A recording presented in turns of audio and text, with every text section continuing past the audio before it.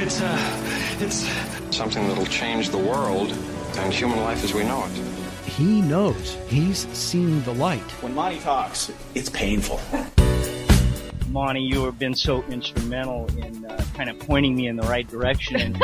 It was about looking at your character defects in spirituality. It's the integration of clinical practices with the 12 steps. It's an absolute pleasure. He certainly knows a lot of people. He's got a lot of energy, and sometimes when you don't have so much energy, he picks you up and carries Having you. the Monty man there certainly helps. This is one of the places that is about the business of the solution.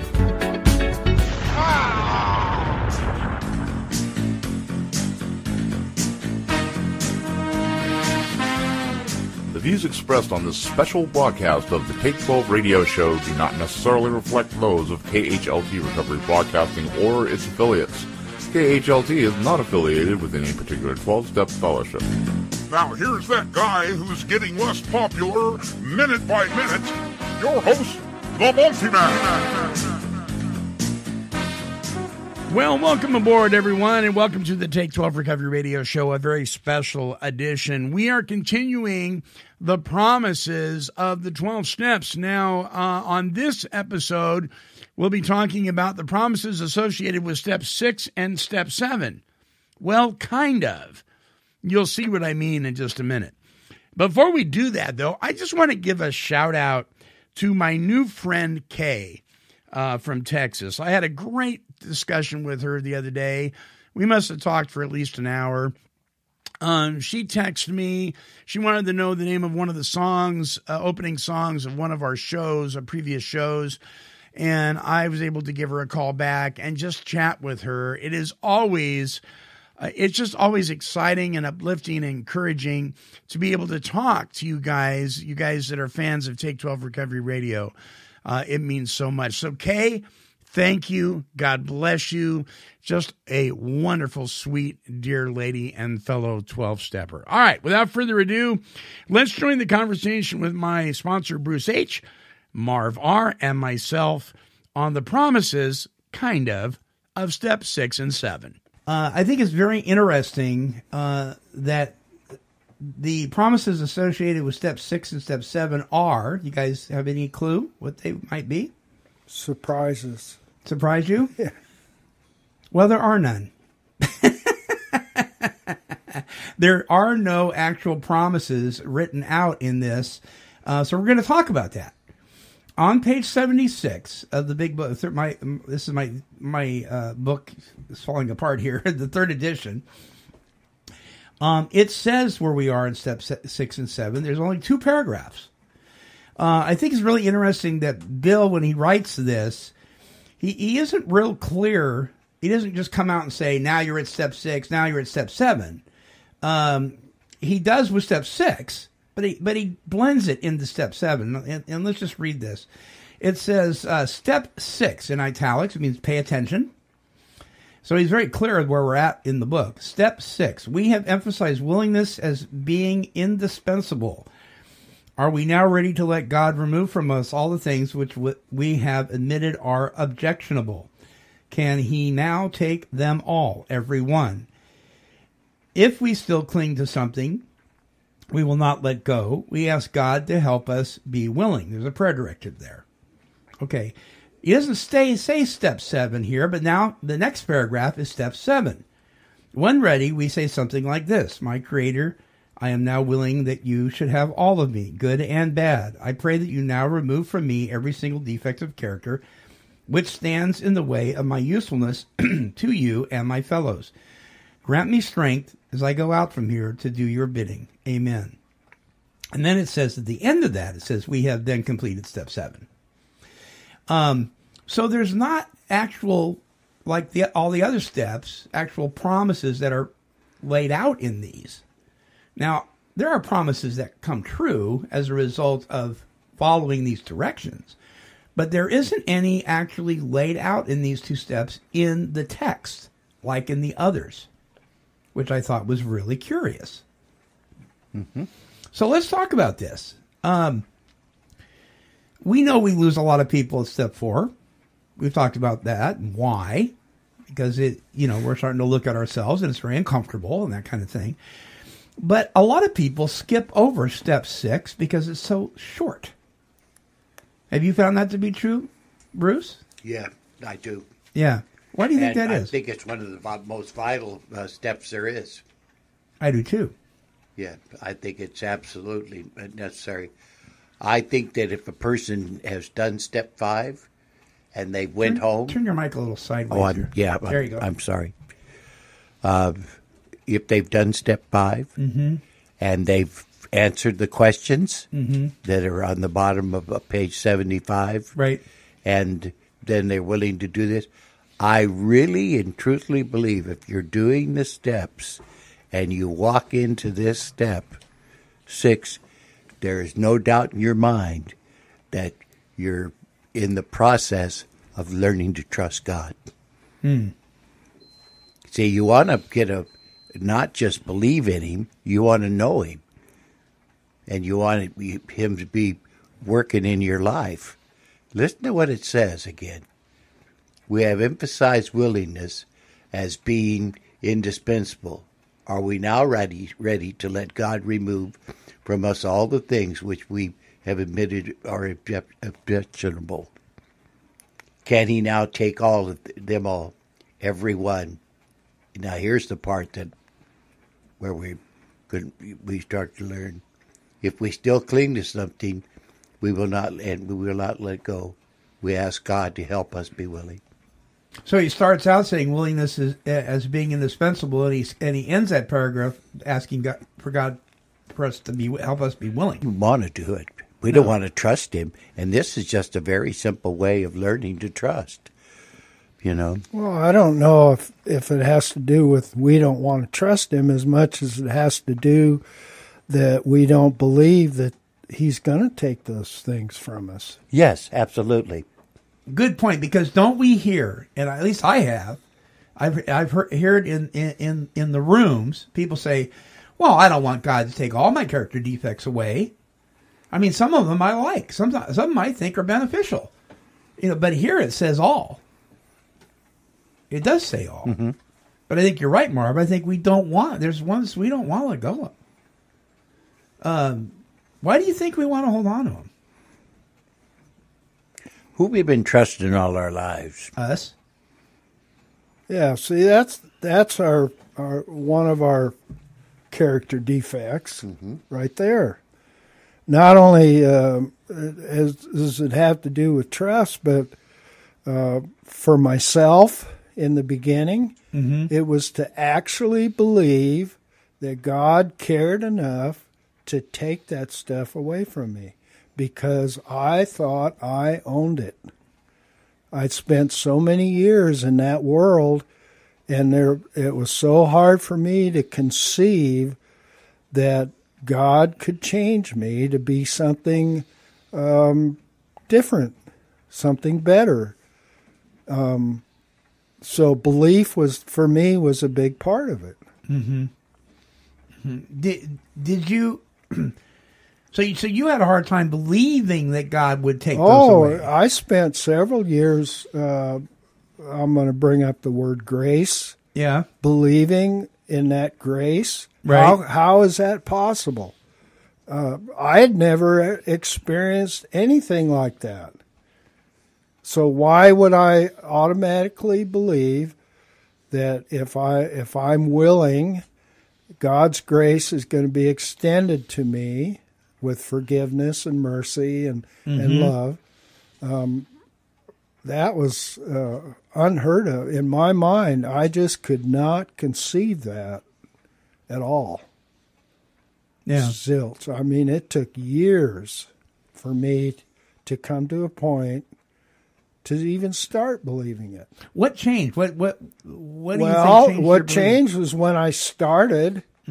Then, with tenacity like a bulldog, I hung on to it because so many people around me, people in the program, Christians that I had friends, right, kept reinforcing that God has nothing but good in mind for me. And And it took a long time, but I finally got to a point where I said, hey, it's like they say in the meetings, either God is or he isn't. Sure. I've got to make a choice here. And so I give up. That's what I did. I became willing, or I surrendered. You surrendered, right. And even after I did that, the battle still rages on.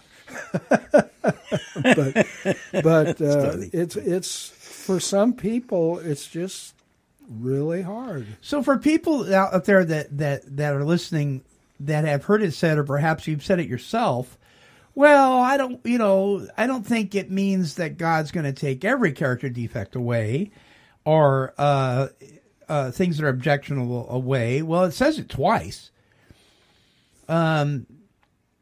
Are we now ready to let God remove from us all the things which we have admitted are objectionable? Then he says it again. Can he now take them all, every one? So he does. We do want him to take every single one. In the order that happens and how that occurs is sometimes a mystery to us, right? It's up to God. Yeah, that's up to God. So just because he hasn't removed one right now doesn't mean he doesn't want to remove it. And the other thing is what struck me while you were talking, we don't know for sure what those are, those defects. I was going to... There's things that are going to come up in our walk. Yeah. That's going to slap us upside the face, and holy moly, where'd that I didn't know I did that kind of stuff, right, or whatever. I had when I was going through the Teen Challenge program years ago, the educational coordinator called me into his office. He said, "Mr. Meyer, I think I know what your problem is." Yeah, I said, "What?" He goes, "You're full of pride." And as I sit here right now, you could hook me up to a lie detector test and I would pass this. I did not know that. Yep. Not only did I not know that, I didn't believe it. I thought, wow, I'm always letting people have their way. I'm always doing this. And I told him that. I said, I'm always gracious. I'm always kind. I'm like, he goes, you hear how many times you're saying I'm? I went, oh, wow. I really did. I thought that I was a pretty humble guy. I really believed it. If you'd hooked me up to a lie detector, I would have passed it. Yeah, it usually leads the procession. That's amazing, Yeah. Mm-hmm. Yeah. Yeah, you bet. You bet. Yeah, I'd like to comment on what Marv's talking about here a little bit. Yep. Is that I believe that was exactly what was happening with Marv. But with me, it looked just a little different, I recognized that I wasn't willing. I really didn't have the willingness that they were talking about. Okay. And so I had to use the directive. And I knew my sponsor couldn't give it to me, and I knew the steps couldn't give it to me. So I prayed to God for the willingness, Mm-hmm. And he gave it to me. He really did. And I don't think it was all. I think it's I don't even know, like Marv said, what a lot of them are. They slap you upside the face, But what I did know, and I was willing to turn those things over to him that were objectionable to him, that stood in my way of my usefulness to him. At this point, I was willing to do anything because of what was behind me. I'm talking about when I first started to do this thing that was pushing me, this suffering that I had went through because of the addiction, the trips to the penitentiary, the not being able to stay sober for more than an hour or a week. Yeah. Yeah. So that's that sort of thing. You know what I love, and sometimes we miss this about what's in this book, is it's important that we understand before we can go to another step, that the step previous to that we have satisfactorily, understood it, participated in it. And it says right here, if we can answer to our satisfaction, and that's talking about step 5. So it's saying, make sure that you've done this, is what it's saying before we move on. So if we can do this to our satisfaction, we then look at, and then it says step 6. And so step 6 is a preparation to do step 7. Yeah, and I think they're asking us to look at those 5 questions. Yes. And answer those. Right. Right. Right. Mm-hmm. Right. And so then in this, we're asking God to help us be willing to remove these things. Some of them we are willing to have him remove them. And it says, when ready. Boy, that's a loaded statement right there. When ready. How many times do we hear people say, well, I'm just not ready? How many times we said we're ready and we're not? Right. Oh, yeah. We think we are. Mm-hmm. And then you hear people say, well, I remember my sponsor took my 4th step, tore it up, and said, do it again. And he maybe knew something we didn't know. We weren't ready. Maybe we didn't understand step 1. So when ready is really vital. But then it says, and this is assuming we're ready. When ready, we say something like this. And here's the prayer directive. My Creator, I am willing that you would have, or you should have all of me. There he says it again, all, good and bad. Okay. So we're going to give up the good too? You bet. All of me means all of me. Because I sometimes perceive what's good in me as being good, and what's bad in me as being good. And I think it's good, and it's not. So I need to let him have it all, because I don't know what's good and what's bad, particularly in my early recovery. I pray that you now remove from me every, and instead of saying all, he says every single defect of character which stands in the way of my usefulness to you and my fellows. I think that is awesome, because this is our job now, to be of maximum service to God and our fellows. The thing that I think I hear you saying is there's not a process in this? It's like we have to do it all, like or nothing? I think the prayer directive and our willingness is all or nothing. The prayer directive and the willingness. The result is a process. The result, that's very well put. Yes, the result is the process. Okay. But we have to be all in on this. I got what you're saying now. Yeah. You know what I think? No. Maybe you don't. Well, think about it a minute. Isn't it really neat what Bill Wilson and Dr. Bob and their cohorts, the way they wrote that up? Because as we've been talking about it, I'm thinking of the Bible. Uh-huh. And it says, all men have sinned and fall short of the glory of God. Yeah. And Bill Wilson and the boys, with their finesse, knew that would be a lightning bolt to recovering alcoholics. So they wrote it in the way they did, but deeper in our humanity, it's sin. I don't care what anybody says. You bet it is. And I know I didn't at first. Right. I didn't want to say... That's a hard word to swallow, isn't it? Sure. Yeah. Sure. Yeah. And the part I like, too, is the underlying message of what the boys are saying in that book is that's what it is, but hey, God accepts you just the way you are.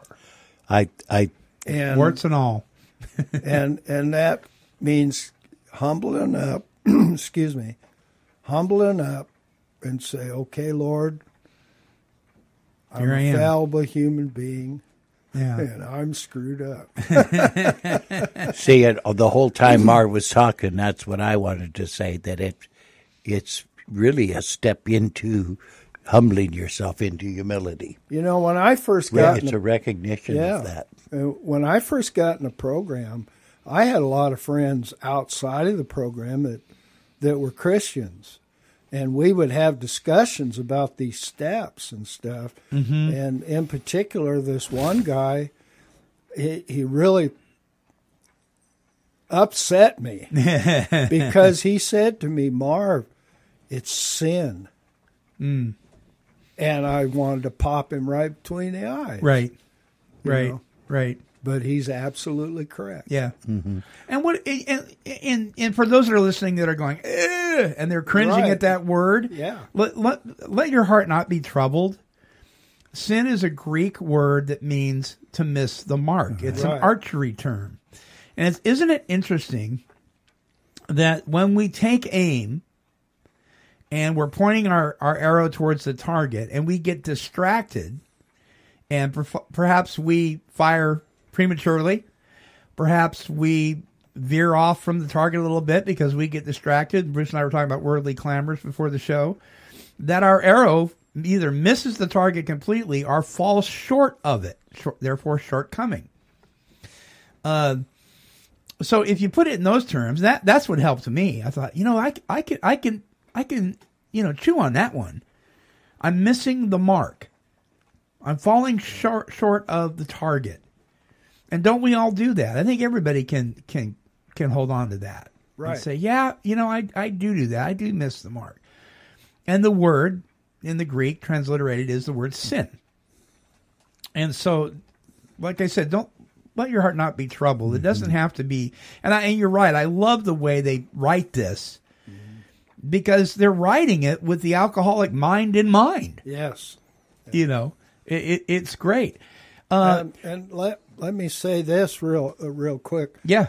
For those that are fairly new and trying to get a grasp on these things, there's a little piece in the bigger book that says, all things work together for good for those who love God and are called according to his purpose. So if you're a beginner like I used to be, and a lot of times still am, that is where God's grace kicks in. And it's for all of us. It's for all of us. Mm-hmm. And when you're kicking your own butt and trying to figure this thing out, first of all, God loves us, all of us, no matter where we've been, what we've done. He loves us. And I think it's important for people to get a grasp of that, even though they can't feel it, they can't see it. Mm-hmm. But, man, hold on to that. Mm-hmm. God's love is for everybody. Yeah. Thank Sorry, goodness. I didn't mean to go into preaching mode, but, No, that's but all right. I couldn't help it. Because we think that we're not good. We're just not good enough. Yeah, we got to get cleaned up to take a bath. We think that. Yeah, and we don't. And really true for people in the first maybe 2 or 3 months of being in the program. He might work in your life, but he's not going to work in mine, is what I thought. Oh yeah. Oh yeah. These promises will come. When I heard people read the promises in the meetings, I would think, that's good for you. Mm-hmm. But that'll never come true for me. But again, I'd like to emphasize that we're talking about steps here. Yeah. And we're talking about one, and we realized that one is the one that we had to do 100%. Yeah. Our powerlessness, and because we have these pride issues and everything else. Then we did step 2. Okay, we came to believe that a power greater than ourselves could restore us to sanity. And we could start whatever our belief was at the time. Right. We could start from there. It was open door to all of us. Right. And then we asked step 3. We made a decision to turn our will and our lives over. Okay, and so then we take an honest look at ourselves, asking God to help us. And we took this honest look at ourselves, and then we shared it with another human being. And I think if we've done that, and then we've answered those questions, we really are starting to go to God with a different heart. We see our need. Yeah. We in a different way on than we did. some level. You know what I mean? I'm not thinking we know it all or anything like that. But on some level, I think it and that's what I love about the steps. Mm-hmm. And I think that's God's grace. you know, and it's for all of us. I love this next statement because this is an admission that we are powerless. It says, "God grant me strength." Then there's a comma and it goes on. God grant me strength. Why? Because I don't have it. Right. I don't have it. So once again, he's returning to step one just in that statement. I'm powerless. God grant me strength. And it says, as I go out from here, to do what? To do your bidding. What's your bidding? To be a maximum service to God and my fellows. It just said that prior to that. It says, amen. And then it says, we have then completed step 7. So the result that is going to occur as, or the stuff that's going to occur as a result of 6 and 7, is not going to necessarily take place just because you read step 6 and step 7 and said this prayer. It's going to be a process of removing character defects. It's going to be an ongoing thing. And like you said, we're kind of like the Golden Gate Bridge, right? We paint it, get to the end, and we find out it needs to be painted again. It keeps coming up like, oh, you got to be kidding me. I got another defect? Yeah, this is a lifelong thing. Because if we don't discover a defect we didn't know we have, we create new ones. We just do. Because we do miss the mark. And so I am constantly having to go back and saying, Lord, give me your strength to go out from here so I can be a maximum service to God and my fellows. But God, I admit that I've got issues. And I need you to remove them. Isn't it interesting? It doesn't say, we now remove our own character defects. It says we ask God to. Well, and the other part of the story is we think we know which ones God's going to remove in which order. Yeah. Right. Because don't you know I'm working so hard on this one? Yeah. You know, I've been working, and I hear that. I've heard that, and I've said it. Man, I have been working on this one character defect for years. Well, maybe that's my problem. Yeah, I heard somebody say the other day that along the lines of that is that their recovery doesn't look like what they thought it would be. You know what I mean? Right. How God was going to do work in their lives. Remove this one or this one. Which makes a question like we asked last week. What if God doesn't save you the way you think he should? Exactly. Then what are you going to do with him? Well, and that Bruce says it so many times in different ways, too. That's the importance of a personal relationship. Because God is not going to work with Bruce the same way he works with me. And I think people look around the rooms and say, oh, that's how God does it. And the fact of the matter is God's going to do it in that person's life the way God wants to do it, not the way somebody else thinks it should be done. Well put. Yeah, I think that's true. Yeah, I do too. Yeah. And remember what we're getting prepared here too. Why I hate to keep going back to this. We're getting prepared here too to go do the next 2 steps, right? Aren't we? Yep. If we don't do this, how can we do 8 and 9? 8 and 9 properly? Yeah, we can't. If we haven't learned something about humility, and I think when you get to 8 and 9, you're going to learn something huge, absolutely huge. That if you don't know how to forgive, then you can't make an amends. Ooh. Therefore, God, give me strength. You bet. Because as I go out from here, what am I getting ready to do? Something that requires a lot of strength, and I don't have it. Mm-hmm. And is it could this be God's will to make amends? You know, to set things right. And then before we go to him, isn't that what he said? Get things right, and then come to me. Yep. That he offers, he didn't want that. Right. So I think that the whole thing is to learn to live out of the blessings of what he's done. Right. You know what I mean? Me too. So next week, go ahead. Go ahead. No, Mark. that's all right. I was just going to say, so I got to take the wood pile out of my own eye. He doesn't just have a log; he's got a wood pile. He's got 4 cords in there. Yeah. Oh my goodness! All right. So next week, promises associated with step 8 and step 9 is what we're going to be talking about.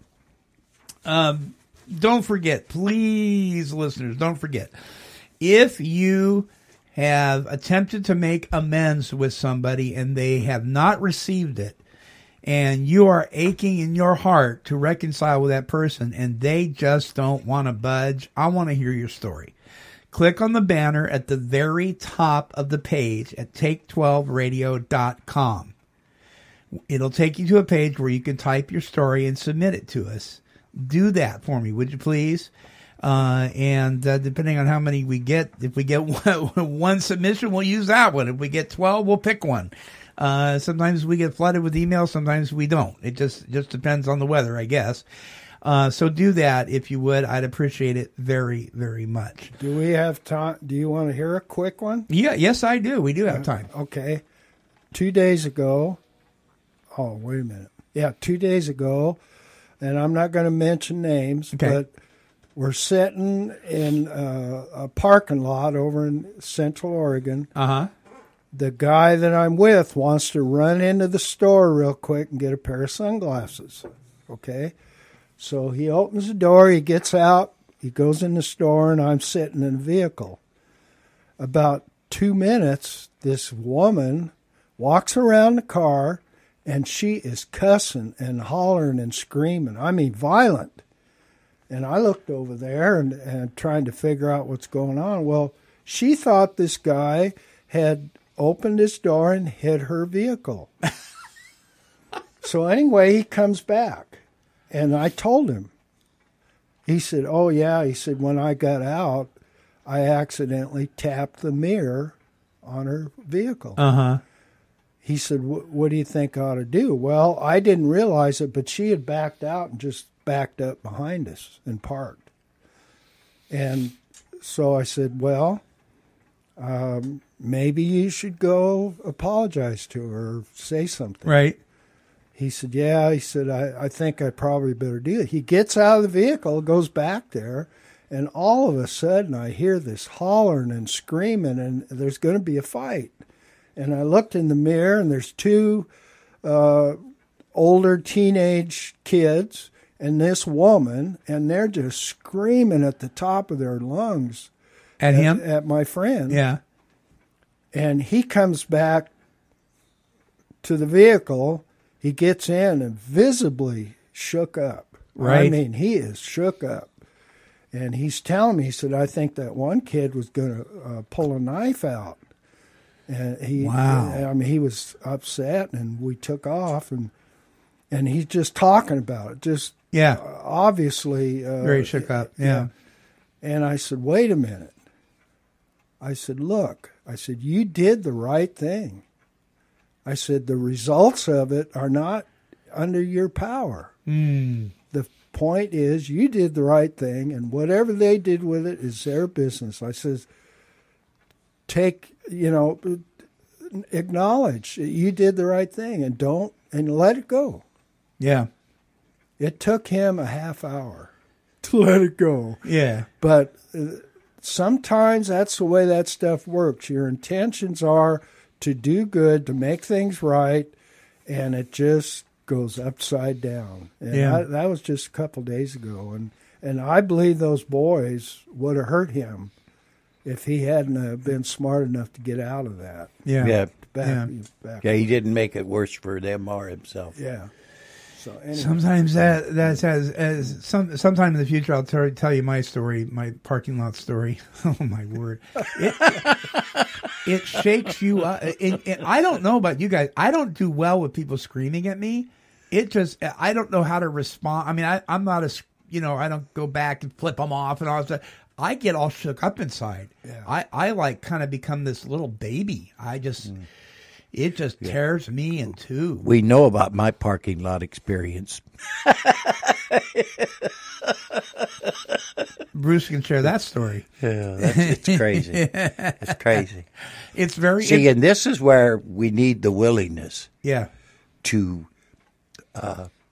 do these things and to And I don't believe we can do it properly unless we can forgive. I'm not saying that the other person is right, wrong, you're right, wrong, but I'm talking about be some sort of forgiveness in your life because of all that's been done for you. Right.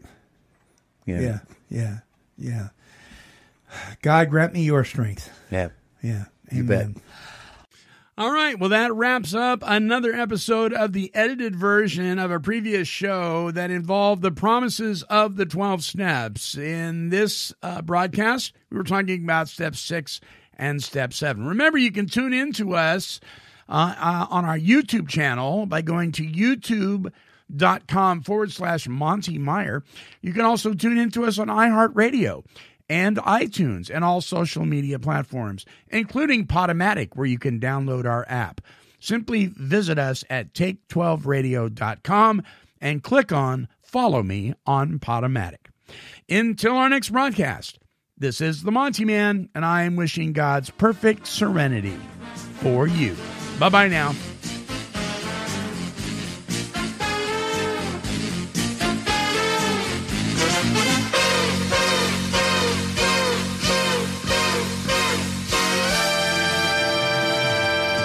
This has been a broadcast of KHLT Recovery Broadcasting. Kitty, kitty, kitty, kitty.